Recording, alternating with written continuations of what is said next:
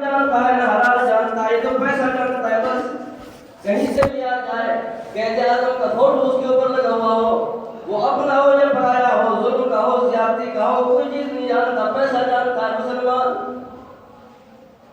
اسی مسلمان کو کہو کہ نماز کا وقت ہے، معاشرے قریب کھڑا ہوا ہے، آجا نماز پڑھ لے، معاشرے سے باہر کھڑے پر کہے گا کہ میرے کپڑے خراب ہیں۔ اگر کپڑے خراب ہوں گے، کپڑے ناپاک ہوں گے تو جسم بھی ناپاک ہوگا۔ یہ نہیں ہو سکتا کہ کپڑے پاک ناپاک ہوں اور جسم پاک ہو، یہ نہیں ہو سکتا۔ وہی کپڑے جسم کو لگیں گے، کھانا کھایا تو نے، جسم تیرا ناپاک تھا، روزی کے تختے کے اوپر بیٹھا، کرسی کے اوپر، تو بھی ناپاک، تیرے کپڑے بھی ناپاک ہیں۔ روزی کما رہا ہے، اس وقت تجھے خیال نہیں آیا، وہی کما کر لے کیا، غلط بیانی کر کے، جھوٹی قسمیں کھا کر، غلط باتیں بنا کر، غلط چیزیں بتا کر، اس کے عیب نہ بتا کر، چھپا کر روزی لے کر کیا ہے، اپنے بچوں کو جا کر کھلائی ہے، وہ لے کر جو جانے والا وہ بھی ناپاک ہے، سارا کچھ ناپاک ہے، سب کچھ ناپاک ہے، تو پھر کس طریقے سے جہاں وہ کھائیں گے وہ اولاد فرمانبردار کیسے ہوگی؟ اولاد فرمانبردار کیسے ہوگی؟ کمایا بھی ناپاک، کھایا بھی ناپاک، پہنا بھی ناپاک۔ تو میرے بھائیوں، خود ہم اپنے اوپر دیکھیں، اپنے آپ کو بھی دیکھیں، دوسروں کو کیوں ہم دیکھتے ہیں؟ ہر بندہ اپنے آپ کو دیکھ لے، دوسروں کو سدھارنے کے بجائے پہلے اپنے آپ کو سدھارے۔ وہ یہ کہتے ہیں کہ میں تو پہلے ہی اپنے آپ کو میں دیکھتا ہوں کہ میرے اندر کتنی صلاحیت ہے، اللہ کے احکامات کی پابندی میں کتنی کر رہا ہوں، میرے اندر کتنے معاملات ہیں، کوئی کسی کو نہیں کہہ سکتا۔ ہر بندہ دیکھ سکتا ہے کتنی نمازیں پڑھتا ہے، کتنی نہیں پڑھتا، کتنے احکامات کی پابندی کرتا ہے، کتنی نہیں کرتا، کتنا ذکر کرتا ہے، کتنا نہیں کرتا۔ رب اغفر لي وهب لي ملكا لا ينبغي لأحد من بعدي۔ اللہ تبارک و تعالیٰ نے حضرت سلیمان علیہ السلام کو بادشاہت عطا کر دی، اور وہ بادشاہت بھی ایسی جو سلیمان علیہ السلام کی جیسے دعا تھی کہ اے اللہ ایسی بادشاہت عطا کر جو ایسی بادشاہت مجھے کسی میرے بعد کسی کو ملے نہیں، ایسی بادشاہت سلیمان علیہ السلام کے بعد کسی کو نہیں ملی، کسی انسان بادشاہ کو ایسی نہیں ملی۔ ان کی بادشاہت انسانوں کے اوپر بھی بادشاہ ہے، جنات کے اوپر بھی بادشاہ ہے، پرندوں کے اوپر بھی بادشاہ ہے، ہواؤں کے اوپر بھی بادشاہ ہے، پرندوں کے اوپر بھی بادشاہ، ہواؤں کے اوپر بھی بادشاہ۔ اور وہ ہوائیں بھی سلیمان علیہ السلام جیسے اشارہ کرتے ہیں، ان کی اشاروں سے ہوائیں چلتی ہیں، رب بدلتی ہیں۔ جس طرح حضرت سلیمان علیہ السلام اشارہ کرتے ہیں، وہی ہوا حضرت سلیمان علیہ السلام کے تخت کو اس طرف لے جاتی ہے۔ ایسا کوئی بادشاہ حضرت سلیمان علیہ السلام کے بعد کوئی نہیں آیا جس کی ساری کائنات میں ہر چیز کے اوپر بادشاہ ہو۔ نیک آئے ہیں، مومن مسلمان آئے، بادشاہ آئے مسلمان، لیکن ایسی بادشاہت والا کوئی نہیں آیا کہ جس کا کہنا ہر ایک چیز مانتی ہو۔ اب یہ حضرت سلیمان علیہ السلام کی بادشاہت جو ہر چیز کے اوپر بادشاہت ہے، اب آپ اندازہ لگائیں ان کی بادشاہت کتنی بڑی ہوگی، ان کی بادشاہت کتنی بڑی ہوگی۔ لیکن اس بڑی بادشاہت کے بعد، اتنی بڑی بادشاہ ہونے کے باوجود بھی انہیں ہر ایک چیز کی خبر گیری رکھنی ہوتی تھی، چونکہ بادشاہ تھے، اور بادشاہ کا کام ہے کہ اپنے رعایا کی خبر رکھے۔ جی تو سلیمان علیہ السلام انسانوں کی بھی خبر رکھتے تھے، جنات کی بھی خبر رکھتے تھے، پرندوں کی بھی خبر رکھتے تھے، ہر کسی کی خبر رکھتے تھے۔ یہاں تو ہمارے بادشاہ کو انسانوں کی خبر نہیں ہے، اپنے رعایا کی پتہ نہیں ہے، ان کو جاننے کا پتہ نہیں ہے، وہ ہوتے کہیں ان کا خیال کہیں ہوتا، ان کو رعایا کا پتہ نہیں ہے، رعایا کا پتہ کیا ہوگا ان کو اپنا پتہ نہیں ہے، ان کو اپنی اولاد کا پتہ نہیں ہے۔ یہ ہمارے بادشاہ ہے۔ حضرت سلیمان علیہ السلام اللہ تبارک و تعالیٰ نے بادشاہت عطا کی، ایک دفعہ اپنے لشکر کے اوپر سے نظر دوڑائی تو ایک پرندہ سلیمان علیہ السلام کو نظر آیا، پرندہ نظر آیا، تشویش میں پڑ گئے کہ پرندوں کے اوپر بھی نظر، حیوانوں کے اوپر نظر، انسانوں کے اوپر، جنات کے اوپر نظر، اور فوراً اعلان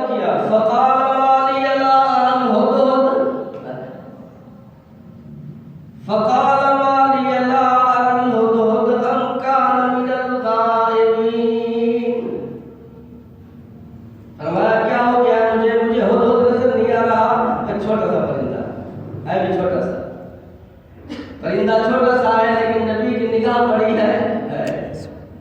اس نگاہ کے اندر حضرت سلیمان علیہ السلام کو وہ چھوٹا سا پرندہ نظر نہیں آیا۔ سلیمان علیہ السلام پوچھتے ہیں یہ کہاں چلا گیا؟ بتایا بھی نہیں۔ لَأُعَذِّبَنَّهُ عَذَابًا شَدِيدًا أَوْ لَأَذْبَحَنَّهُ أَوْ لَيَأْتِيَنِّي بِسُلْطَانٍ مُبِينٍ۔ فرمایا کہ دیکھ لو، اب میں تمہیں کہہ رہا ہوں کہ مجھے نظر نہیں آیا، بتایا نہیں، بغیر بتائے چلا گیا ہے۔ اب جب واپس آئے گا تو میں اس کو سزا دوں گا۔ سزا سخت بھی ہو سکتی ہے، سخت سزا کیا ہوگی؟ ورنہ ہو سکتا ہے کہ اسے ختم کر دوں۔ لَأُعَذِّبَنَّهُ عَذَابًا شَدِيدًا أَوْ لَأَذْبَحَنَّهُ، اس سخت سزا کے اندر ہو سکتا ہے کہ میں اسے کاٹ دوں، ذبح کر دوں۔ لیکن ساتھ ساتھ یہ بھی ہے فریاد رسی بھی ہوگی۔ اگر میری عدالت کے اندر اس کا مقدمہ قائم ہو گیا، وہ آئے گا میرے اندر، میرے پاس آ کر مجھے بتائے گا، اگر اس کا عذر بھی معقول ہوگا، فرمایا أَوْ لَيَأْتِيَنِّي بِسُلْطَانٍ مُبِينٍ، اگر کوئی واضح دلیل لے کر آ گیا وہ ہدہد پرندہ، فرمایا پھر ساری سزائیں معاف ہوں گی۔ اس لیے نبی ظالم نہیں ہوتا، نبی رحم کرنے والا ہوتا ہے۔ فرمایا اگر عذر اس نے معقول ہو گیا تو عذر قبول کیا جائے گا۔ لیکن کہہ یہ رہا تھا سلیمان علیہ السلام کی بادشاہت جو پوری روئے زمین کے اوپر ہے، روئے زمین کی ہر چیز کے اوپر بادشاہت ہے، لیکن انہیں معلوم ہے کہ میرے پرندے بھی حکومت میں رہنے والے کہاں ہیں کہاں نہیں۔ وہ نظر رکھتے ہیں کہ انسانوں کے اوپر، جنات کے اوپر، ہواؤں کے اوپر، یہ آج چھوٹی سی بادشاہوں کے اوپر بادشاہت کرنے والے ہیں۔ ان انسانوں کو معلوم نہیں ہے کہ ہماری رعایا کہاں کہاں بستی ہے، لیکن ان کو معلوم ہے یہ ہمارے پرندے کہاں ہیں، یہ کہاں چلے گئے۔ ان کو پتہ نہیں ہے بادشاہوں کو، یہ سمجھتے ہیں کہ بس یہ شیرنی کے پلے گئے، یہ بادشاہت مل گئی، کھا کے ہم چلے گئے۔ نہ خیال کرنا، یہ کھا کر یہ پلے ختم نہیں کر دینی، یہ کل قیامت تک آگے یہ بادشاہت چلے گی۔ اس بادشاہت کا حساب دینا ہوگا۔ حضرت حضرت عمر بن خطاب رضی اللہ تعالیٰ عنہ کی حکومت کے اندر اونٹ گم ہو گئے، صدقے کے بیت المال میں سے نکل گئے۔ حضرت عمر بن خطاب رضی اللہ تعالیٰ عنہ کے زمانے میں نکل گئے۔ حضرت عمر رضی اللہ تعالیٰ عنہ ان کو تلاش کرنے کے لیے دھوپ کے اندر، کڑکتی ہوئی دھوپ کے اندر حضرت عمر بن خطاب نکل گئے ہیں۔ ان کا غلام تھا اسلم۔ حضرت اسلم کہنے لگے امیر المؤمنین، فرمایا کہ آپ بیٹھ جاؤ، آپ وقت کے بادشاہ ہو، آپ نہیں جاؤ، ان کو میں تلاش کرتا ہوں۔ حضرت عمر بن خطاب نے فرمایا اسلم بادشاہت میری ہے، میں بادشاہ ہوں، اگر یہ اونٹ ضائع ہو گئے صدقے کے، فرمایا یہ غریبوں کے ہیں، اگر یہ اونٹ ضائع ہو گئے، اسلم کل قیامت میں تجھ سے سوال نہیں ہوگا، سوال عمر بن خطاب سے ہوگا۔ بے شک فرمایا مجھ سے پوچھا جائے گا، جواب میں دوں گا۔ آج تو بادشاہ یہی سمجھتے ہیں کہ یہ شیرنی کی پلیٹ ہے، یا پلیٹ کے اوپر رکھی جلیبیاں ہیں، ہم کھا لیں گے، کھا کے اڑ جائیں گے۔ یہ ہوا میں اڑ جانے والی باتیں نہیں ہیں، یہ باتیں رقم ہو گئی، خدا بندے قدوس کے ہاں محفوظ ہو گئی ہیں۔ کل قیامت میں پوچھا جائے گا ہر ایک چیز کا، اس وقت تک انسان اپنے قدم بھی نہیں اٹھا سکے گا۔ جہاں قدم ٹکا دیا ہے پہلے سوالوں کے جواب دے گا، پھر قدم اٹھائے گا، نہیں تو زمین چپک جائے گی اسے۔ آج تیری مرضی ہے، خدا بندے قدوس نے تجھے اختیار دیا ہے، یہ کل قیامت والے دن سارے اختیارات ختم ہو جائیں گے۔ آج اپنی مرضی سے قدم اٹھاتا ہے، جس طرف چلا گیا، مسجد میں آیا تیری مرضی، بازار کے اندر چلا گیا تیری مرضی ہے، کسی شراب خانے قہوہ خانے کے دروازے پہ کھڑا ہو گیا تیری مرضی ہے۔ لیکن کل قیامت میں یہ اختیارات سارے ختم ہو جائیں گے، ایک رب کا اختیار ہوگا۔ خدا بندے قدوس جو ساری کائنات کے مالک ہیں، یہ سارے اختیارات ختم کر دیں گے۔ نہ تجھے پکڑنے کا اختیار، نہ دیکھنے کا اختیار، نہ چلنے کا اختیار، نہ بولنے کا اختیار، یہ سارے اعضاء میرے اور آپ کے ایک ہستی قبضہ قدرت کے اندر آ جائیں گے، ورنہ ہم بول بھی نہیں سکیں گے اپنی مرضی سے۔ وہ بلوائے گا، وہ مرضی کا مالک ہوگا، وہ زبان سے بلوائے، وہ چمڑے سے بلوائے، وہ ہاتھوں سے بلوائے، وہ پاؤں سے بلوائے، وہ مرضی کا مالک ہوگا۔ ہمارے کل قیامت میں سارے اختیارات ختم ہو جائیں گے۔ میرے بھائیوں، صرف بادشاہوں سے نہیں پوچھا جائے گا، ہم بھی اپنے گھر کے بادشاہ ہیں، ہم بھی اپنے گھر کے بڑے ہیں، ہم سے پوچھا جائے گا کلکم راع و کلکم مسئول، جس کو جس کا اتنا بڑا بنایا ہے، امیر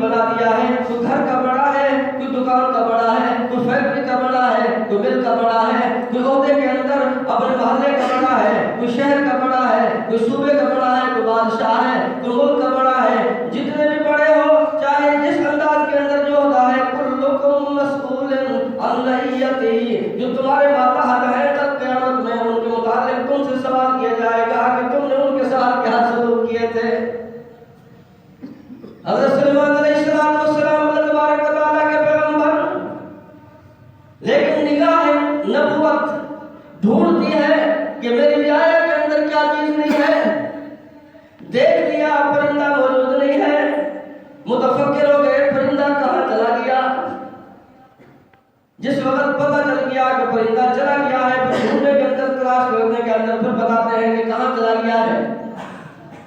मेरे भाइयों, हकीकत के अंदर यही है, वो बादशाहत, ये बादशाहत इंसान आज समझता है कि ओहदे लेता है इंसान। आज हम भी, हमारे नौजवान भी बहुत सारे हैं, तालीम याफ्ता है या नहीं, ये नकल मार के पास हो गए जी, पैसे बहुत है, रिश्वतें लेकर ओहदे ले लिए हैं, ओहदे के काबिल नहीं, ओहदे ले लिए, पैसे देकर, जुबान दे कराकर। मेरे नबी ने फरमाया जो मांग कर ओहदा लेता है उसे न दिया जाए। हाय, मेरे नबी ने फरमाया अहलू के सपुर्द जब ओहदे किए जाएंगे, क़यामत का इंतजार करना, क़यामत आ जाएगी, फरमाया इंसाफ नहीं मिलेगा। जब ओहदे इन अहलू के सपुर्द हो जाएंगे जो काबिल नहीं है। आज देखें, कागजात की भरियां हैं, कोई इस काबिल नहीं है कि किसी हुकूमत के किसी अहल को काबिल नहीं है, किसी को भी देख लो, जब वो काबिल नहीं है, जब ओहदे अहल के सपुर्द हो गए, आज हालात क्या है? किसी किसी के पास चले जाओ, कोई अहल नहीं है, अक्सरियत में अहलों की है जी, डब्बे देकर पास हुए बेचारे, निकलवार के पास हुए, ओहदा लिया पैसे देकर, रिश्वत देकर, सफारिशें करा करा के, भैया बड़े बंदे हैं, ये मेरा बंदा है। अल्लाह का बंदा तो है नहीं, अल्लाह का बंदा तो है नहीं ना जी। तो इन महकमों को जो हशर हो रहे हैं, जो हालत हो रही है, वो सबके सामने है, वो सबके सामने है। मेरे नबी ने फरमाया क़यामत का इंतजार करना, इंसाफ नहीं आएगा, राहत नहीं आएगी, सुकून नहीं आएगा, जो तुम चाहते हो वो कुछ नहीं मिलेगा, बस क़यामत का इंतजार करो, क़यामत आएगी। आज वही हालात हैं, वही हालात हैं। हाँ, अगर ओहदे के काबिल है मुसलमान, ओहदे के काबिल है मुसलमान बच्चा, वाक़यात में ओहदे के काबिल है, उसका ये हक है उस सीट का, लेकिन उसके बावजूद उसको हक नहीं मिल रहा, फिर वो सवाल करा सकता है, यहाँ तक कि रिश्वत भी दे सकता है। अगर उसका हक है, अपने आप को उसका अहल समझता है भी अहल, उसका हक भी है, अगर वो रिश्वत देकर भी वो अपना हक लेता है, ये गुनाह रिश्वत देने वाले को नहीं होगा, लेने वाले को होगा। ज़हन में रखना बात, फिर उसको गुनाह होगा जो रिश्वत ले रहा है, क्योंकि इसका तो हक था। कानून ने ऐसा बना दिया है कि बगैर रिश्वत के वो हक मिलता ही नहीं है। लेकिन यहाँ तो हक है या नहीं है, पराया भी हमें दे दो, अपने को अपने हम तो हमें हम है नहीं, हमारा हक ही नहीं है, हम तो अहल नहीं है, लेकिन जो अहल है उसका हक हमें दे दो। तो आज देखो वही हशर जो हो रहा है हमारे मुल्क के अंदर, इसी के अंदर तो कौमें तबाह होती हैं, जब नाअहलों के सपुर जब ये सब कुछ किया जाता है। हज़रत उमर रज़ी अल्लाह तआला से फरमाया था कि उमर, आपने अपने बेटे को बादशाह क्यों बनाया? आपने अपने बेटे को बादशाह क्यों, आप अपने बेटे को बादशाह बना देते? हज़रत उमर ने फरमाया कि ये बादशाहत कोई आसान चीज नहीं है, जो मैंने कर ली है ये बहुत है। फरमाया कि अगर अल्लाह के यहाँ कबूल हो गई तो मेरे सारे खानदान के बस मेरी बादशाहत काफी है। ये हर किसी के बस की बात नहीं है कि बादशाह खिलाफत का जो है ना वो खिलाफत अपने कंधे के ऊपर उठा ले, हर किसी के बस की बात नहीं है। अगर ये ऐसे होती तो फिर हज़रत उमर रज़ियल्लाहु ताला अन्हु अपने बेटे हज़रत अब्दुल्लाह को दे जाते कि अब्दुल्लाह तू ही बादशाह बन जा। तो मेरे भाइयों, मैं कह रहा था कि देखो अब ये सब कुछ ये हमारे सामने है, ये दुनिया का, लेकिन उसके बावजूद सिर्फ आखिरत हमारे सामने नहीं है। हम इस दुनिया के अंदर सब कुछ आखिरत का हम भूल गए हैं, सब कुछ उसको भुला दिया है, सिर्फ इसी दुनिया के चक्कर के अंदर रहकर। तो ये हुजूर हमारा दुनिया में चलता है कि वक्त नहीं मिलता कि मैं नमाज पढ़ूं, मेरे पास इतना टाइम नहीं, काम के अंदर इतना लगा हुआ हूँ, काम में इतना लगा हुआ हूँ कि मेरे पास फुर्सत ही नहीं है मैं नमाज पढ़ूं। तो मैंने मिसाल दी कि हमारा इतना बड़ा लंबा काम है, सुलेमान अलैहिस्सलाम की बादशाह से बड़ा काम है हमारा, है सुलेमान अलैहिस्सलाम की बादशाह से बड़ा काम है। सुलेमान अलैहिस्सलाम के उनके पूछो कुरान करीम से जी, अंबिया अलैहिस्सलाम के वाक़यात की फहरिस्त से, इतनी बड़ी बादशाह के अंदर सुलेमान अलैहिस्सलाम तबारक व तआला को भूल गए थे क्या? कोई एक लम्हा भी नहीं आया जो सुलेमान अलैहिस्सलाम इतनी बड़ी बादशाह में अल्लाह की याद से गाफिल हुए हो, अल्लाह की याद से गाफिल हुए हो। हमारा ये हुजूर कि काम इतना है कि नमाज का वक्त नहीं मिलता,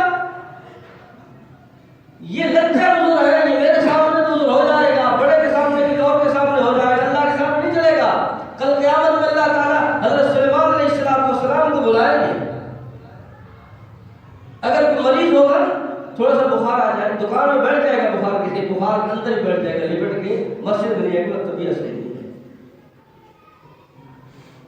جی ایسے ہوتا ہے. اللہ تعالیٰ حضرت ایوب علیہ السلام کو بلائیں گے, اِنَّا وَجَدْنَاهُ صَابِرًا. سوائے زبان کے جسم کا کوئی حصہ نہیں رہا تھا جس میں بیماری نے اثر نہ کیا ہو. اتنی بیماری اثر کر گئی, اتنی بیماری اثر کر گئی, اتنی بیماری اثر کر گئی کہ گاؤں والوں نے بھی گاؤں سے نکال دیا.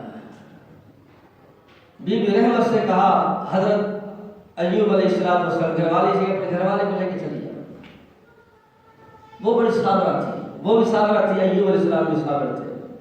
ہماری گھر والے کو اتنا نہیں چلے, ایک دن کھانے کے نہیں ملے خود چلی جاتی ہے, بس میرے پاس کھانے کے لیے کچھ نہیں ہے, میں اپنے گھر جا رہی ہوں. وہ بھوک مر رہی تھی کیا یہاں پہ. وہ بڑی صابرہ تھی. کہا کہ لے جاؤ اپنے شوہر کو.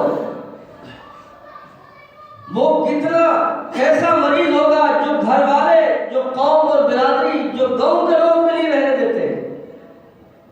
صرف ایک زبان رہ گئی تھی جس کے اوپر بیماری کا اثر نہیں تھا, وہ صرف اللہ کی یاد کے لیے, اللہ کی یاد کے لیے. بعض مفسرین لکھتے ہیں کہ 18 سال تک بیمار رہے. اس 18 سال کے عرصے میں کبھی دعا بھی اللہ سے نہیں مانگی کہ اللہ تم مجھے شفا دے دے.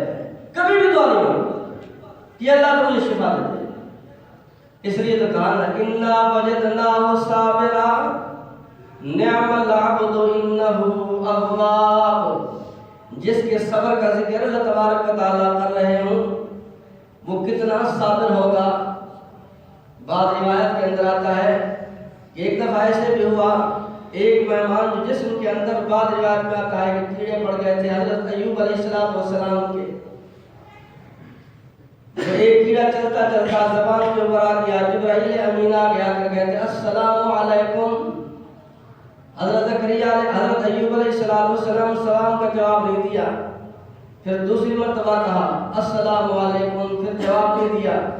پھر تیسری مرتبہ کہا السلام علیکم. حضرت ایوب علیہ السلام نے جواب نہیں دیا. پھر جب کہا سلام کا جواب دیا, فرمایا کیا ہو گئے. جبرائیل نے پوچھا ایوب علیہ السلام سے, ایوب کیا ناراض ہو گئے ہو اپنے رب پہ؟ فرمایا نہیں, اتنا عرصہ گزر گیا ہے, ناراض نہیں ہوا. میرے جسم کے اندر اللہ تعالیٰ نے, میرے رب نے جو مہمان بھیجے تھے ان میں سے ایک مہمان چل کے میری زبان پہ آ گیا. اگر میں آپ کے سلام کا جواب دیتا میری زبان ہلتی, ہو سکتا تھا کہ وہ گر کر زمین پہ چلا جاتا. اللہ تعالیٰ مجھے شکوا کرتے مجھ سے کہ ایوب تیرے جسم کے اندر, وجود کے اندر میرے مہمان آئے تھے, میں نے ان کی غذا رکھی تھی, آپ نے اس کو گرا دیا تھا, ہٹا دیا تھا, کہیں میرا رب ناراض نہ ہو جائے. اس کے گرنے کی وجہ سے میں آپ کے سلام کا جواب نہیں دے سکا. جب اس انداز میں اللہ تبارک و تعالیٰ نے اپنے پیغمبر ایوب علیہ السلام کو دیکھا کتنے بڑے صابر ہیں, پھر اللہ تبارک و تعالیٰ کی طرف سے جبرائیل امین آ گئے. فرمایا ایوب اب کہیں جانے کی ضرورت نہیں ہے, اب کسی بڑے اسپتال کی ضرورت نہیں ہے. اور کز برجلک ھذا مغتسل بارد و شراب, جس مقام جس جگہ پہ آپ بیٹھے ہیں ذرا آپ اپنی ایڑی کو یہاں پہ تھوڑا سا رکھ لیں گے, یہاں سے پانی کا چشمہ جاری ہوگا, اس پانی کو پینا, اپنے وجود کے اوپر ملنا, غسل بھی کر لینا, پی بھی لینا. مالک کائنات کیا ہوگا؟ فرمایا شفا میرے ہاتھ میں ہے, اس چشمے کے اندر ایسی شفا رکھ دوں گا, آپ پیتے جائیں گے, اندر کی بیماریاں دھلتی جائیں گی. جو ظاہری طور پہ جسم کے اوپر زخم ہو گئے ہیں آپ وہ پانی لگائیں گے. ڈاکٹروں سے پوچھو تو ڈاکٹر کہتے ہیں کہ خیال کرنا یہ پانی جسم کو نہیں لگانا, زخم سے بڑھے گا. لیکن خداوند قدوس فرماتے ہیں اس جسم کو وہ پانی لگا دینا جہاں دنیا والوں کی دوائیاں کام نہیں کریں گی. خداوند قدوس کے حکم سے اگلا ہوا یہ چشمہ نکلا ہوا یہ کام کر جائے گا. حضرت ایوب علیہ السلام پیتے گئے اور اپنے جسم کے اوپر لگاتے گئے, پتہ بھی نہیں چلا وہ بیماریاں کہاں گئیں. آنن فانن اندر کی بیماریاں ختم, ظاہر کی بیماریاں بھی ختم. حضرت رحمت بی بی وہ وہاں پر موجود نہیں تھی, وہ گاؤں کے اندر گئی ہوئی تھی. جب واپس آتی ہے تو آ کر پوچھتی ہے حضرت ایوب علیہ السلام کو دیکھ کر وہ تو حشاش پہ شاہ کروچ کے بیٹھ گئے, کپڑے اچھے پہنے ہوئے, نوجوان لگ رہے ہیں, پہچان نہیں آ رہے. تو پوچھا ان سے آ کر اللہ کے بندے ہیں نوجوان, یہاں پر ایک بوڑھا کمزور لاچار بیمار یہاں پر جم کے اندر موجود تھا, وہ کہاں چلا گیا ہے؟ حضرت ایوب علیہ السلام کو کہتے ہیں کہ یہاں سے کوئی بھی نہیں تھا. جب وہ بیچاری پریشان ہو گئی کہ جس کے لیے ساری زندگی میں نے اس دکھ کے اندر گزاری ہے، پتہ نہیں کون آیا اسے لے کر چلا گیا میرے بتائے بغیر.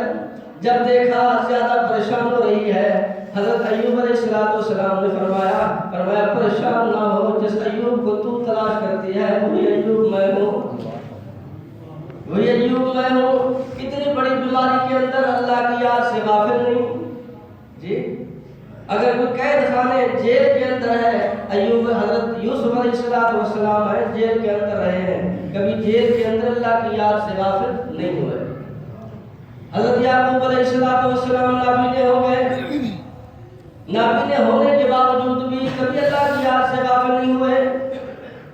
میرے نبی کے پاس ایک نبی کا صحابی آ کر کہنے لگا کہ اللہ کے رسول مجھے اجازت دے دیں، میں نماز اپنی گھر کے اندر پڑھ لیا کروں، میں معذور آدمی ہوں. میرے نبی نے فرمایا اچھا ٹھیک ہے. لیکن جب وہ جانے لگا پھر فرمایا میرے نبی نے اس کو بلاؤ واپس. فرمایا کہ اللہ کے رسول صلی اللہ علیہ وسلم نے فرمایا یہ بتا تیرے گھر تک اذان کی آواز آتی ہے یا نہیں؟ فرمایا کہ ہاں اذان کی آواز آتی ہے. فرمایا پھر حضور قبول نہیں ہے، اپنے گھر سے لے کر مسجد تک ایک رسی باندھ لو، کسی بندے کی ضرورت نہیں ہے، رسی کو پکڑتے پکڑتے مسجد میں چلے جانا. آج دیکھو مسجد کی نماز، جماعت کی نماز معاف نہیں ہو سکتی. آج ہم مسلمان ہیں کہ مسلمان اونچی اس کے اوپر ساری نمازیں معاف ہو گئی ہیں. مسلمان پڑھتا ہی نہیں ہے. جمعے والے دن مسلمان آ جاتا ہے، مسجدیں بھر جاتی ہیں، وہ اخیر وقت کے اندر پتہ بھی نہیں ہوتا کہ مولوی نے کیا کہا کیا نہیں کہا، دین کا پتہ بھی نہیں ہے نہ کچھ سمجھ آئی. حالانکہ مسلمان کا تو کام یہ ہے پہلی جس وقت اذان ہو اسی وقت اذان کی آواز سن کر مسلمان مسجد کے اندر آ جانا چاہیے. پہلے نبی صلی اللہ علیہ وسلم کے زمانے میں جو عربی خطبہ ہوتا تھا، یہ اردو والی تقریر نہیں تھی، اردو نہیں ہوتا تھا، جو عربی والا خطبہ مولوی پڑھتا ہے نا یہی خطبہ ہوتا تھا. اسی خطبے کے اندر سارے مسائل سمجھا دیے جاتے تھے، سارے مسائل جو حکم دینا ہوتا، جس چیز سے روکنا ہوتا، اسی عربی خطبے کے اندر سمجھا دیا جاتا تھا. لیکن جس وقت جب لوگ اس عربی سے نابلد ہو گئے، پھر علماء نے یہ فیصلہ کیا ہے نصیحت کے لیے اردو کا خطبہ یا دوسری زبان کے اندر ہو. فرمایا پھر اس حکم کو پورا کرنے کے لیے اخیر کے اندر عربی کا خطبہ ہونا چاہیے. تو یہ اردو والی خطابت اس پہلی اذان سے لے کر اس تک کی یہ جمعہ کا وقت ہے، اس ٹائم کے اندر خرید و فروخت کرنا حرام ہے. وہ حرام لے جا کر اپنے بچوں کو کھلا رہے ہو. مولوی کہہ کہ تھک گئے لیکن قوم ماننے کے لیے تیار نہیں.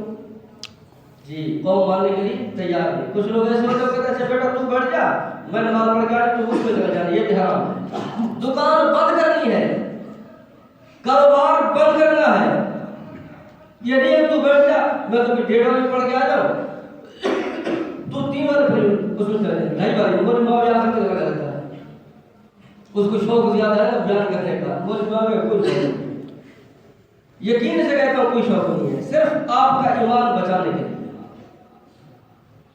میں اس وقت تک بیٹھا ہوں آپ کا ایمان بچانے کے لیے. اگر یہاں 2:30 بجے نہ ہو آپ کو جہاں بھی نماز ملے گی آپ وہیں چلے جائیں گے.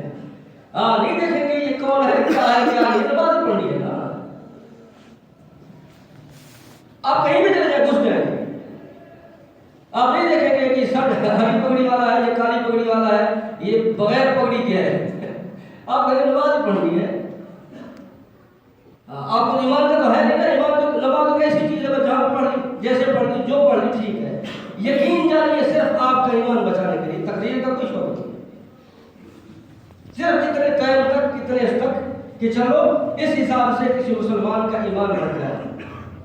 کوئی بات و نصیحت کی بات اس کے کان کے اندر پڑ جائے کہ زوری ہم آپ کے کان میں یہ بات ڈال رہے ہیں بات و نصیحت کی، مسلمان اور آپ سننے کے لیے تیار نہیں. یہ فیصلے کل قیامت میں ہوں گے، قبر کے اندر ہوں گے.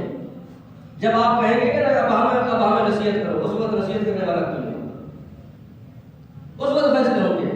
ہمیں کوئی ضروری نہیں ہے کتنا ٹائم لینا.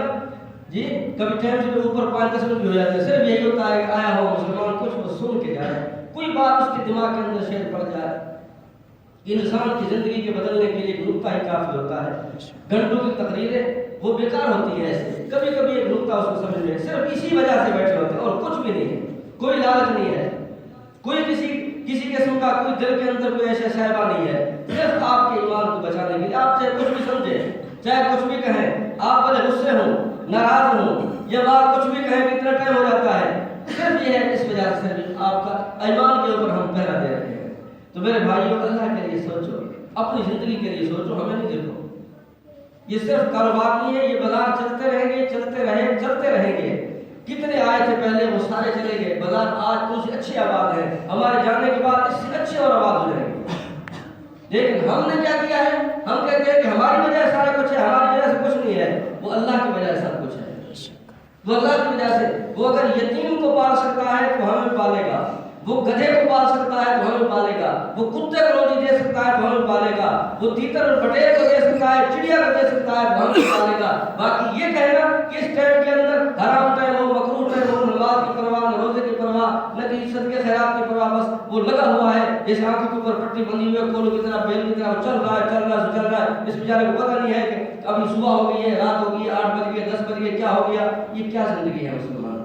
یہ کوئی زندگی نہیں ہے مسلمان کی، یہ تو حیوان والی زندگی ہے، انسان والی زندگی نہیں ہے۔ حیوانی زندگی سے نکلو، انسانی زندگی کے اندر آ جاؤ۔ اللہ کے نبی انسانوں کو آدمی بنانے آتے تھے، آدمی بنانے، انسان کے اندر آدمیت آ جائے۔ ہمیں تو پتہ نہیں ہے کہ انسانیت کیا ہے، آدمیت کیا ہے۔ اللہ ہم سب کو عمل کی توفیق عطا فرمائے۔